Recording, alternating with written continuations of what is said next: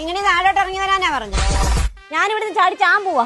നീ താഴോട്ട് ചാടി എന്റെ ചെടിച്ചട്ടി അങ്ങനെ പൊട്ടിച്ചാൽ ഈ വീട്ടിൽ നമ്മ എന്താ എന്നെ അങ്ങോട്ട് വിടാത്തത്? അതിന് എനിക്കിപ്പോ എങ്ങോട്ടാ പോകണ്ടേ?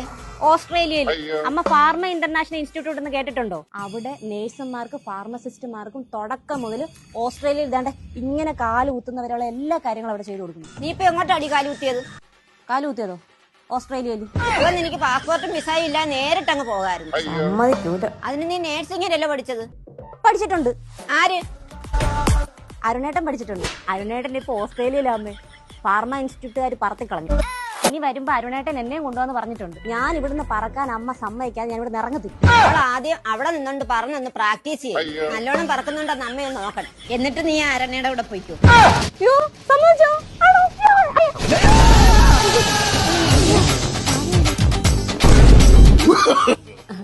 ഞാനിവിടെ ഉണ്ട്.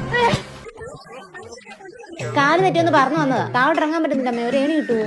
2:30 ഫ്ലൈറ്റ് ഉണ്ട്. അതേ കയറി ആ വഴി അങ്ങ് പോയിക്കോ. വരുമോ?